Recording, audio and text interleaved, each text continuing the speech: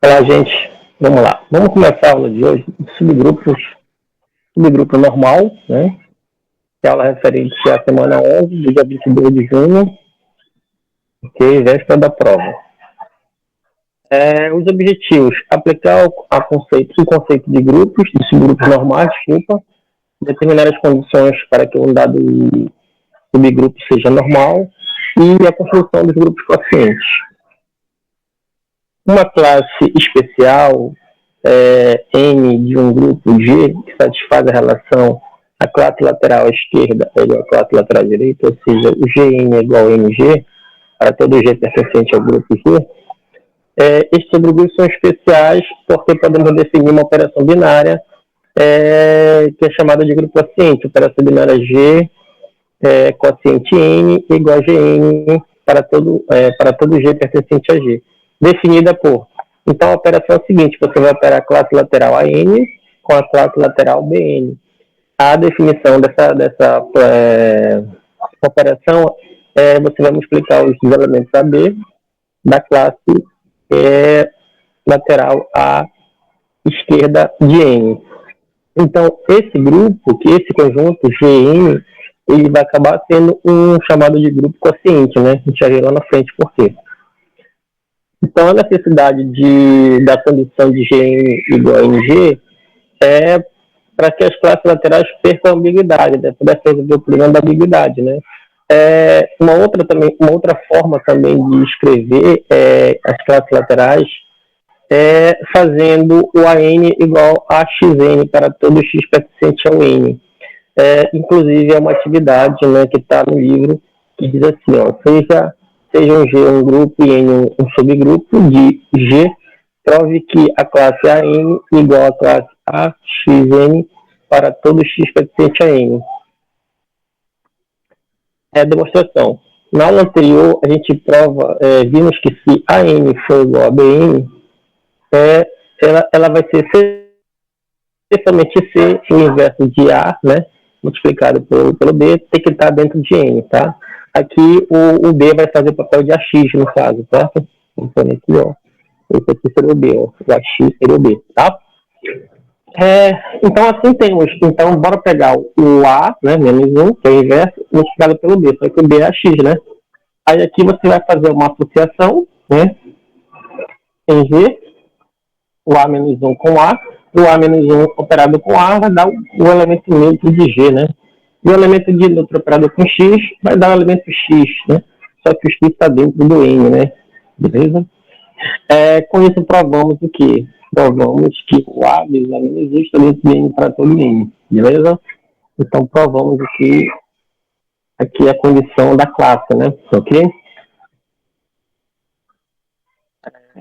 Análogamente, para o outro lado, né, também vai ser a mesma coisa. Então, aqui eu vou deixar para o exercício para vocês.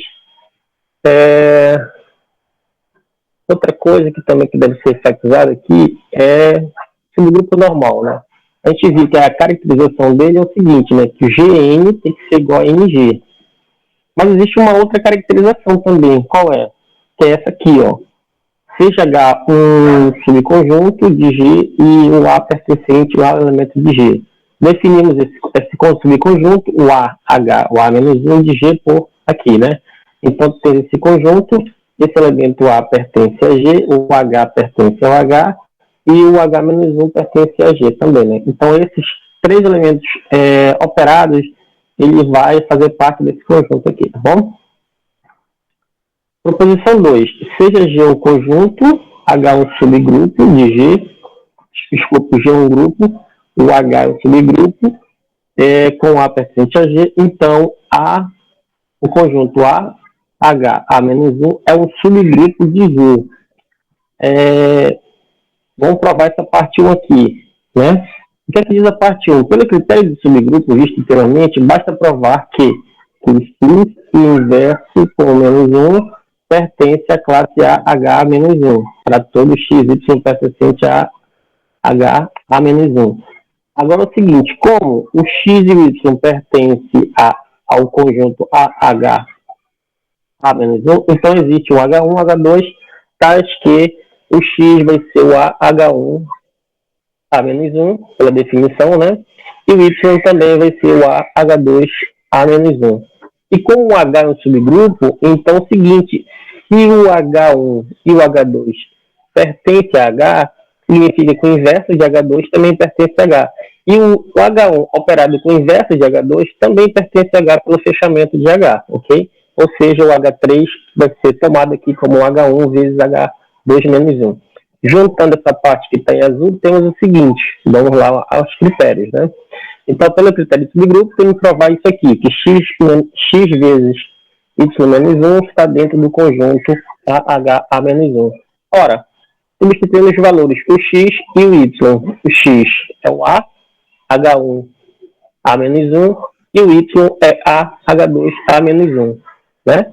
Só que o y tem que achar, calcular o inverso. Então, menos 1 também aqui, parênteses menos 1. Aí aqui eu deixei esse primeiro parênteses foi deixado, né? O segundo parênteses foi feita a propriedade do inverso, né? Porque o inverso, por exemplo, de AB, A vezes B vezes C, o inverso dele é B menos, C menos 1, B menos 1 e A menos 1 nessa ordem. Então foi isso que eu fiz. E o inverso do inverso é o próprio número, né? O próprio A, no caso. O inverso do A é o próprio A. Então aqui usando as propriedades, vamos ter que o inverso do A é o A, o inverso de H2 menos 1 e o inverso do A menos 1.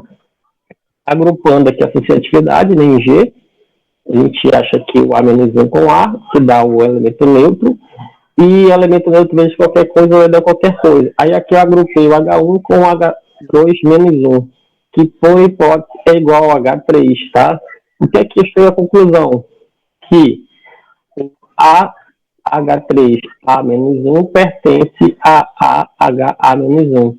Só que justamente isso aqui que eu estou provando, que o XY-1 pertence a esse conjunto também, né? Porque são iguais aqui.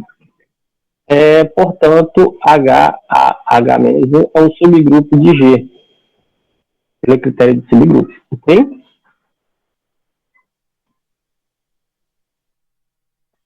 A parte 2, deixa eu voltar aqui, diz o seguinte, se a classe lateral H é igual à classe lateral HA, ela é C somente C, né?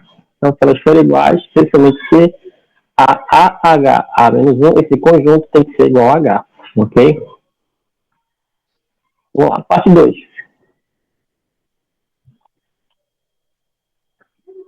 A parte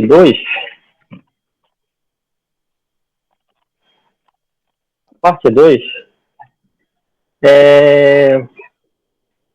vamos provar ainda. Então, vamos provar que as classes laterais são iguais, a H é igual a HA.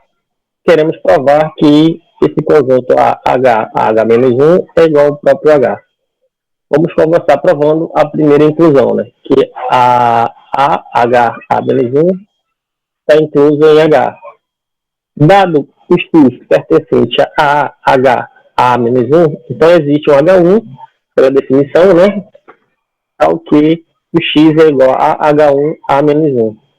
Como as classes laterais são iguais, então existe um H2, tal que o AH1 é igual a H2A. Ok?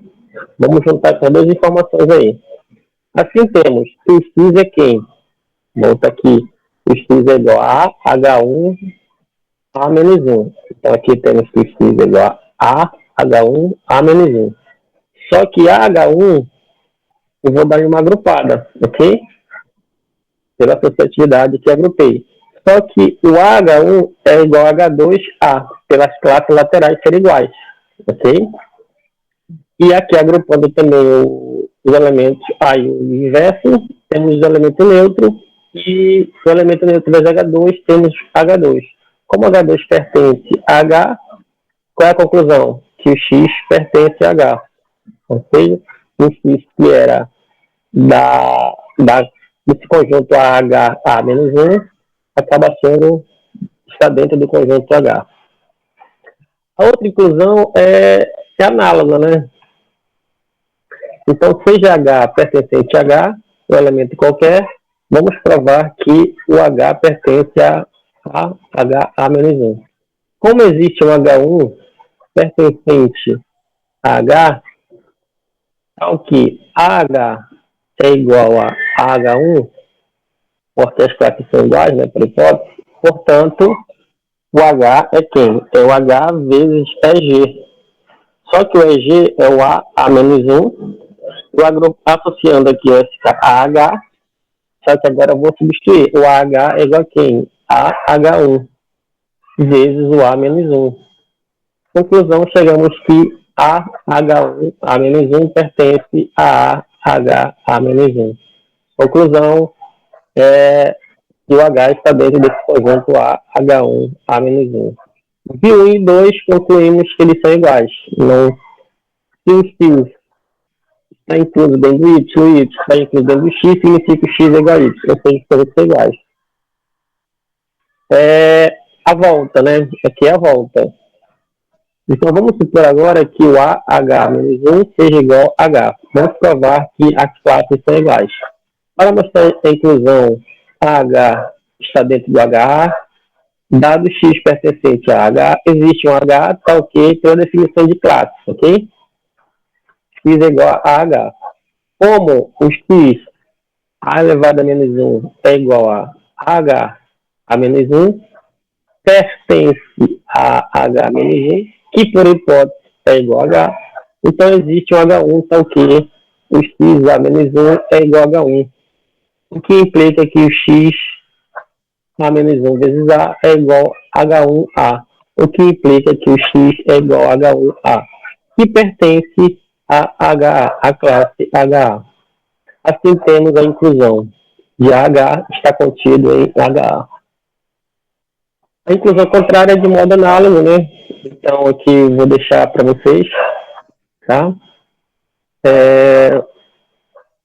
E definição de subgrupo normal. Um subgrupo N de G é disco normal quando acontece isso aqui, ó. O G em G menos 1, esse conjunto foi igual ao N. Aqui estamos mostrando o caso particular, eu troquei o H pelo N, né? Ok? A próxima propriedade fornece um critério para citar o subgrupo normal. Como é que eu vou achar que ele é subgrupo normal? Basta fazer essa inclusão aqui, ó. Então, Gn, G menos 1, esse conjunto tem que estar contido em N. Se acontecer isso, para todo G pertencente a G, já podemos dizer que é um subgrupo normal. Okay? Aqui está a proposição 3, que é justamente isso, né? Seja G um grupo em um subgrupo, então tem um subconjunto normal de G, especialmente C, esse conjunto Gn e G menos 1 foi igual a N para todo G. Então, bora fazer lá o C, né? O N é um subgrupo normal de G, então, pela definição 2, temos que Gn menos 1 é igual a N para todo G. Portanto, segue imediatamente que a inclusão é dada, né? Agora volta, um pouco mais difícil, né? Então, temos de provar que se o Gn menos 1 é igual a N para todo G pertencente a G, então, como sabemos, por hipótese, que o conjunto G em Gn menos 1 está contido em N, então basta provar que o N está contido a inclusão inversa, no caso, né? Seja A pertencente a N, um elemento qualquer, como N é um subgrupo, então o A menos 1 pertence a N também. Logo o G menos 1 vezes A vezes G pertence ao conjunto G menos 1 N vezes G. E como por hipótese o G em G menos 1 está incluso em N para todo G, segue que esse elemento Gn menos 1 AG pertence a N. Novamente, como N é um subgrupo, então o G menos 1, A menos 1, G pertence a N. Ou seja, o elemento B, que eu vou chamar de B, G menos 1 vezes A, G, o inverso de B, no caso aqui, vai estar no conjunto. Segue que B imediatamente, ou seja, quando isolar o A, eu vou obter o quê? Aqui o B é dado por essa forma. G menos 1, A, G. E quando eu isolar o A, ou seja, achar o inverso, né? Tentar isolar aqui, ó. Então vai ficar quem? Vai ficar G menos 1, D e G, que pertence ao conjunto G em G menos 1, o que prova a outra inclusão. Ok? O critério de subgrupo normal pode ser reescrito da seguinte forma: se o N é o subgrupo normal de G, se somente se o Gx, Gn-1 pertence a N para todo X pertencente a N e para todo G pertencente a G. Exemplo 1. Os subgrupos normais triviais, né? Seja G um grupo, então o subgrupo trivial N1, que é dado só pelo elemento neutro, e o N2, que é todo o grupo, são subgrupos normais de G. Então aqui vamos fazer. Para o N1, como é o único elemento do N1, então a caracterização G e G-1, que vai dar G-1. Aqui G-1 é o próprio E, que pertence ao N1. Portanto, o conjunto Gn1, G-1 está contido em N1 para todo G pertencente a G.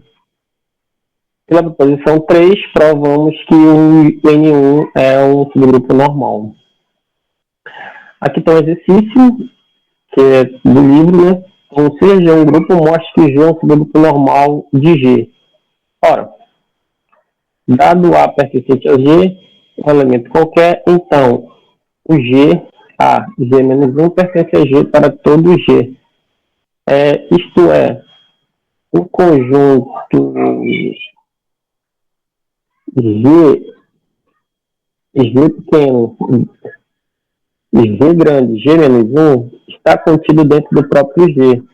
Pelo critério que a gente acabou de ver, portanto, temos que o G é um subgrupo de G. Subgrupo normal, desculpa. Seja G um conjunto abeliano, então todo subgrupo normal, então todo subgrupo N, desculpa, é normal. Então aqui está uma coisa mais forte, né? De fato, bora fazer aqui as contas. Seja X pertencente a N e G pertencente a G, temos o quê? Que G menos 1 vezes G vezes G, G menos 1, desculpa, vezes X vezes G, vai ser assim. Vai ficar G, X, aí vamos fazer a troca, né, do X com G menos 1, porque o G é abeliano, por hipótese, e agrupar o G menos 1 com G. Só que G menos 1 com G dá o E, né? E o E vezes X dá o X. Está contido em N.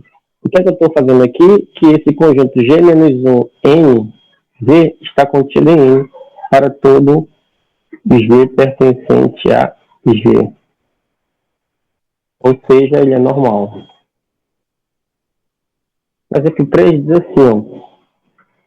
Você tem o F3, você tem aqui dado pelos elementos alfa e beta, você tem um subgrupo N, que é I, alfa e alfa ao quadrado, né, formado por esses 3 elementos. A gente viu que o Gn é igual a Ng, as classes laterais à direita é igual às classes laterais à esquerda, para todo elemento de G. Portanto, o N é um subgrupo normal. O exemplo 4, na verdade, é um contra-exemplo. Pego o F3 de novo, só que agora eu pego um subgrupo H formado por I e beta. Aí vou calcular a classe lateral pela direita. Alfa H é alfa, beta alfa ao quadrado. Veja a tabela lá da composição. E o H alfa é alfa e beta alfa. Isso são conjuntos distintos. Qual a moral da história? Que o H não é normal. Subgrupo normal, ok? O teorema 1, grupo quociente, seja G um grupo, N um subgrupo normal. Então, Gn, unido da operação definida, é um grupo. Chamamos esse grupo de grupo quociente. E é quociente de G módulo N, no caso. Em particular, o elemento neutro é o próprio N. E o A-1 N é o inverso da classe AN. Óbvio, esse conjunto Gn é um conjunto formado por conjuntos. E cada conjunto dele, a composição dele é uma classe. Vamos lá, vamos provar os três axiomas, então. Vamos verificar os axiomas para grupo, né? Então, vamos lá. A classe AN com a classe BN com a classe CN. Agrupei primeiro a BN com a CN. Por definição, BN e CN é a classe BCN. Por definição, agora, de novo, a classe AN vezes BCN, é ABCN. Aqui dentro, eu vou agrupar agora a associatividade em G.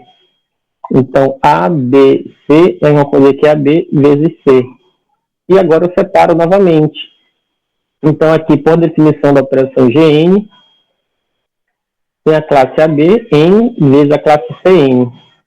E, de novo, para a operação, separa as classes de novo. AN vezes BN vezes CN.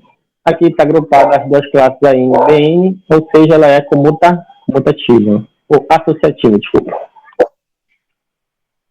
O elemento neutro é N que é igual a N. Por quê? Porque AN operado com EN, pela definição vai ser A vezes Z, N. Só que A vezes Z é o próprio A. Né? Ok? Tanto pela direita quanto pela esquerda. Tá? Deixa eu olhar aqui essa linha. E denotamos o elemento inverso do subgrupo normal, né? Normal não de subquociente, como elemento neutro é o próprio N. E o G3, por último, o G3, né? O inverso da classe AN, que pertence ao subquociente GN, é o A-1N. Pois, se operar o AN com a classe AN-1N, agrupo A com a inversa de A, que dá o elemento neutro, que dá o próprio N, tanto pela direita quanto pela esquerda, né? Então, só tem que ter cuidado que essa notação aqui, ó. O inverso da classe AN vai ser quem? Vai ser o AN, o A elevado a menos 1 vezes N. Aqui no exemplo 5. Veja o N, um grupo normal I, formado por I, alfa ao quadrado, do S3, né? Vimos no exemplo 3 que N é um subgrupo normal. E vimos também que o grupo quociente, que é o S3 dividido por N, é dado por quem? É dado por N e beta-alfa. Aqui é um exercício. Calcule todos os subgrupos normais do S3. Aqui nós temos que lembrar do teorema de Lagrange. O que diz o teorema de Lagrange? A ordem de um subgrupo H divide a ordem de um grupo G. Então, como a ordem do grupo S3 é 6, ou seja, tem 6 elementos, os subgrupos de S3 só podem ter ordem 1, 6, 2 e 3. São os divisores de 6. Aqui temos as possibilidades. A primeira possibilidade para o H é com elemento, ou seja, só tem elemento neutro. Então, H1 é o próprio I. E se tiver 6 elementos, é o próprio G, né? Que é o S3. Se tiver 3 elementos, como o S3 tem 2 elementos de ordem 3, ou seja, quem são esses elementos? O alfa e o alfa ao quadrado. Então, os únicos subgrupos de ordem 3 só tem essa possibilidade, que é o H5, que é o conjunto formado por I, alfa e alfa ao quadrado. Sabemos que os grupos H1 e H6 são triviais, são subgrupos normais, e vimos anteriormente que o H5 também é normal, né? Agora vamos em busca dos outros. Se a ordem do H for 2, como o S3 tem 3 elementos de ordem 2, a saber, quais? Beta, beta-alfa e beta-alfa ao quadrado. Então, os subgrupos de ordem 2 são H2, formado pelo I e o beta, H3 pelo I e o beta-alfa, e pelo 4, o I e o beta-alfa ao quadrado. Assim como fizemos no exemplo 4, os subgrupos H2, H3 e H4 não são normais. O H2 a gente já fez no exemplo 4. Agora vamos fazer o H3 e o H4. Pois, alfa H3, veja a tabela, é formada por alfa e beta. E o H3 alfa é formada por alfa e beta alfa ao quadrado, que são diferentes, ou seja, eles não são normais, né? A classe lateral direita não é igual a classe lateral esquerda. O mesmo resultado para alfa H4. Vai ser formado por alfa e beta alfa. Já pela direita, H4 alfa vai ser formado por alfa e beta. Não são iguais, portanto, não são normais. Proposição 4. Seja G um grupo, N um grupo normal, então, se G é abeliano, então o grupo quociente é abeliano também. E se G é um grupo cíclico, então o grupo quociente é um grupo cíclico também. Demonstração. Vamos seguir a mesma ideia, né? Então, ó, você tem a classe lateral AN com a classe lateral BN, pela definição da operação, ABN, né? Só que como G é abeliano, eu posso trocar a ordem aqui, então AB eu vou fazer aqui BA. E quando eu volto para essa fórmula aqui, pela definição da operação, é a última igualdade aqui, ou seja, BN é igual a N. Conclusão, a classe AN operada com a classe BN é igual à classe BN operada com a classe AN, desde que o G seja abeliano. Concluímos assim que o G é abeliano, ok? A 2. Suponhamos agora que G é um grupo ciclo gerado pelo elemento G, ou seja, o G ele é gerado pelo G. Isto é, qualquer elemento de G é uma potência do elemento G. Afirmamos que a classe lateral Gn é o gerador do subgrupo G dividido para N, o grupo quociente. De fato, seja a N a classe lateral pertencente ao conjunto quociente Gn, como A pertence a G, então A pode ser escrito como potência do G, né? Para algum K pertencente a Z. Assim, a classe AN, substituindo quem é o A é o G elevado a Kn, só que essa aqui, por definição de potência de classe, isso aqui é Gn elevado a K. Qual é a conclusão? A conclusão é que o conjunto quociente Gn é gerado pela classe lateral Gn. Ou seja, o conjunto quociente Gn é um grupo cíclico também, desde que o G seja. Exemplo 6. Como Z é um grupo aditivo abeliano, então o subgrupo 4Z dos inteiros múltiplos de 4 é um subgrupo normal. Assim, o grupo quociente é formado pelas quatro classes.